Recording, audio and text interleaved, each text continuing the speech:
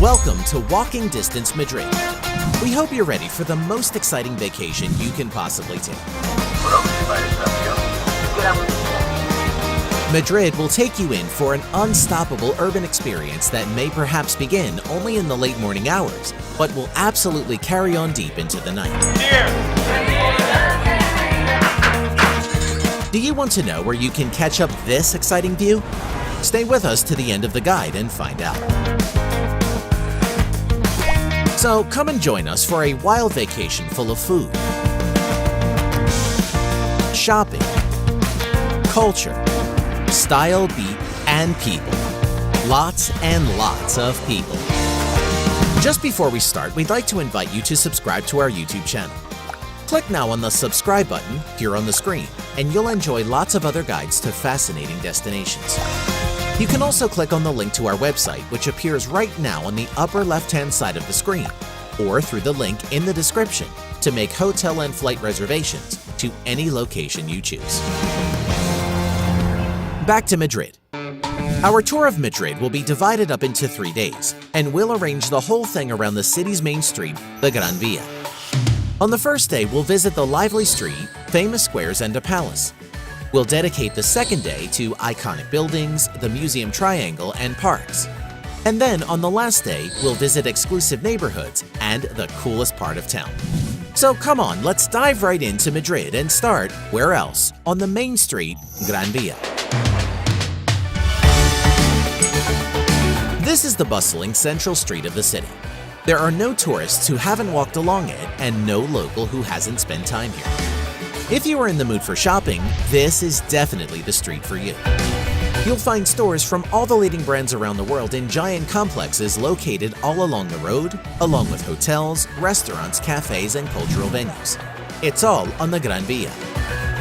This cool street starts at the corner of Calle del Cala, which we'll come back to later, and then continues to Plaza de España, and right at the central area of the street, found the bustling Plaza de Callao. In the evening, streetlights at Plaza de Callao are lit in the square, and giant screens around it are lit up on every side, reminding us of similar squares in big cities all over the world, like Piccadilly in London or Times Square in New York. We're on our way to the two central and most important squares in Madrid, La Puerta del Sol and Plaza Mayor. Less than 5 minutes walk separate Plaza de Callao from La Puerta del Sol. La Puerta del Sol means Gate of the Sun. This square is one of the most crowded and central, and it's actually located at one of the gates of the city from the 15th century. The old post office, the statues of King Carlos III, and the bear eating from a strawberry tree, which is the symbol of the city of Madrid, are all found here in this bustling square.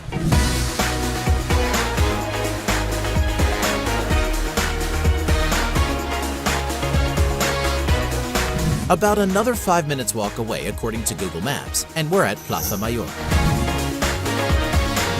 Building of this square began in the year 1670. This rectangular square and the buildings around it serve as an important center of the city, which in fact has 9 gates. In the center of the square stands a statue of Philip III, which has stood here since 1616. But that's not the only thing you'll find here. More guests are hanging around in the square, and for a small tip, you'll get to enjoy a show with a few familiar characters and others that are less familiar.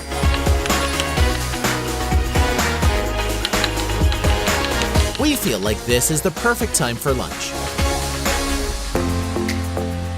Just 2 minutes walk from Plaza Mayor brings us to one of the most interesting markets in the city. Welcome to San Miguel Market. Believe it or not, this covered market has been here since 1916, but recently it's been updated, and today it's a center to which Madrid locals and tourists alike come every single afternoon to eat special tapas and drink with friends.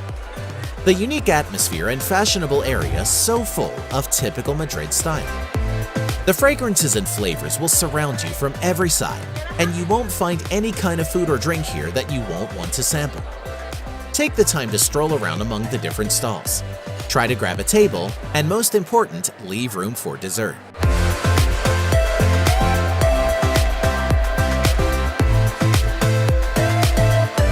Great, now that you've rested up a bit and eaten, a 7-minute walk from the market will take you straight to one of the most important sites in the city, the Royal Palace of Madrid.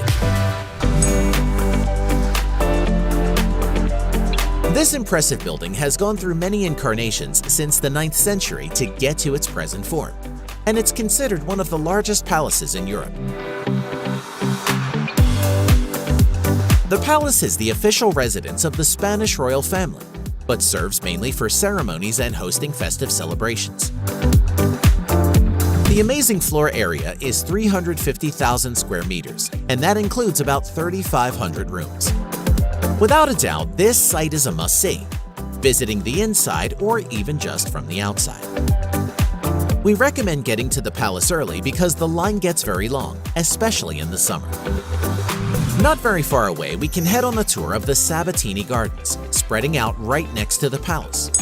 These unique and tranquil gardens have grown peacefully here since the 18th century and are named after Francesco Sabatini, an Italian architect who was responsible for part of the palace's design.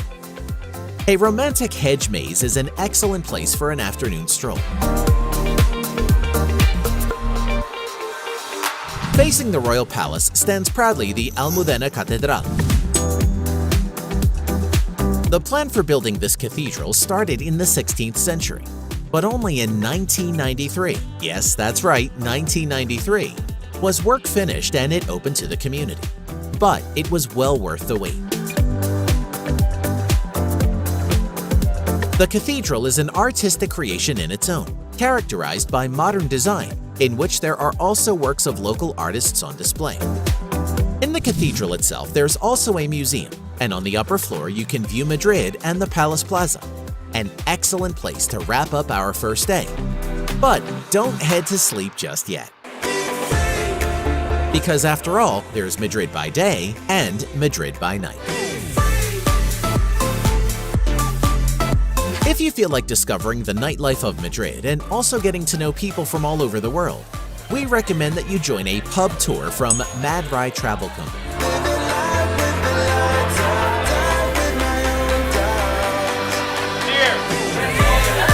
Every evening year-round, other than Christmas and New Year's, there's a guided tour to the coolest and most fun bars and clubs Madrid has to offer. These tours include free drinks and admission to the pubs and clubs, all with an experienced guide. So it's time to put the map away and put yourself in the hands of a true Madrileño. We are going to book only a shoot because it is said that if you drink a lot of Madrileño, you will be drunk. It's fantastic that we don't have to drive anywhere because on this tour, there's going to be a lot to drink. And not only that, some tours also include traditional tapas and a fascinating flamenco show at the La Tablas Club.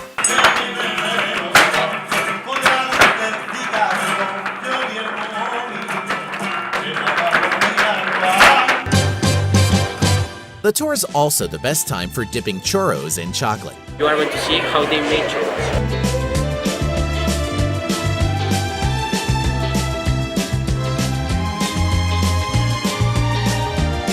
Churreria Chocolateria has been making life sweeter for tourists and many locals since 1902. Imagine how much chocolate has passed through the sweet little cups here.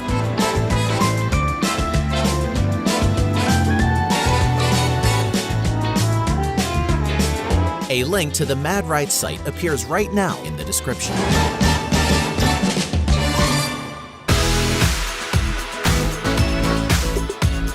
Let's start our second day in Madrid back on Gran Via at the corner of Calle de Alcalá. This famous building, by its better-known name, the Metropolis, is one of the outstanding symbols of the Spanish capital. It was built in 1911 for an insurance company, but today it's privately owned. Without a doubt, this is the most photographed corner of the city, starring in many people's Instagram feeds both by day and by night. Only 400 meters away and 5 minutes walk separate us from our next destination, Plaza de Cibeles. If you're a fan of the soccer team Real Madrid, then you probably already recognize this famous square from various victory celebrations. As with the rest of Madrid, this square puts on a totally different face at night.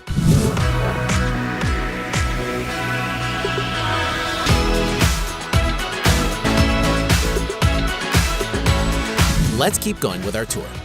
Plaza de Cibeles is also the entrance to the Golden Triangle of local museums, which are all located along Paseo del Prado Boulevard. Madrid is rightfully known as one of the great art capitals of the world. One example can be found in the first museum we'll visit together, the Thyssen. This museum opened in 1993, and you can find artistic works in its various spaces that used to belong to Baron Thyssen and his family. The spacious areas of this museum will take you on a journey through time in the world of art. Among the many artists whose works are on display, you'll find outstanding names like Vincent van Gogh, Edward Hopper, Rembrandt, Roy Lichtenstein, and also Roberto Matta. Without a doubt, the Thyssen Museum represents some of the greatest artwork in the world, and passing through the museum is sure to inspire you. At the end of the boulevard, you'll find another important museum, the Reina Sofia. This art center is named after Queen Sofia, mother of Spain's current king Felipe VI, and was established in 1992. The interior space of the museum is dramatic and inspiring in its own right. Every hallway is decorated with arches and large windows facing onto a green interior garden space. Among the major works on display at the Reina Sofia, you can find art by Picasso, Medardo Rosso, Emanuel Radnitsky, better known as Man Ray, and Salvador Dali. The last museum you can visit here is located on the final corner of the triangle, and that's the Prado Museum. The Prado Museum is also one of the grandiose and magnificent buildings in Madrid. In the museum space, there's so much art that, due to lack of space, only about a seventh of the museum's collection is on display to the public at any given time. Let's close out this day with a visit to Buen Retiro Park.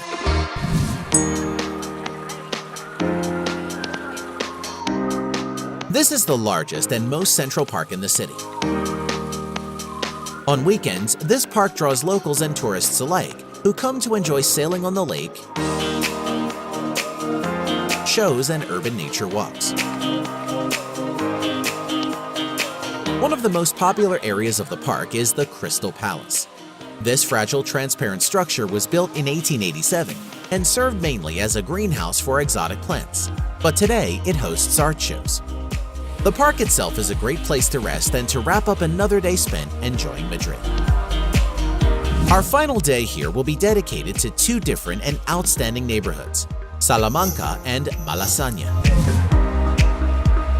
The luxurious residential buildings and their stalwart tenants turn Salamanca to the most exclusive part of the city. Luxury brands and the leading designer boutiques from all over the world decorate the streets of this neighborhood. So if you consider yourself true fashionistas, even just gazing the store windows is a must.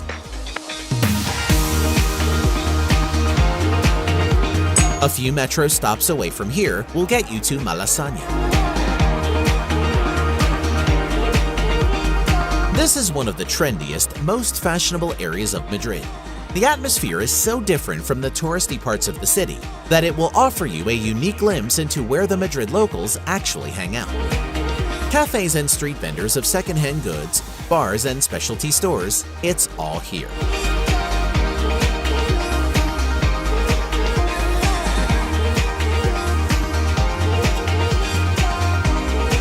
Check out this fabulous restaurant where you can eat and drink and do it all while sitting on the sand right by the beach, far away from the sea here in Malasaña.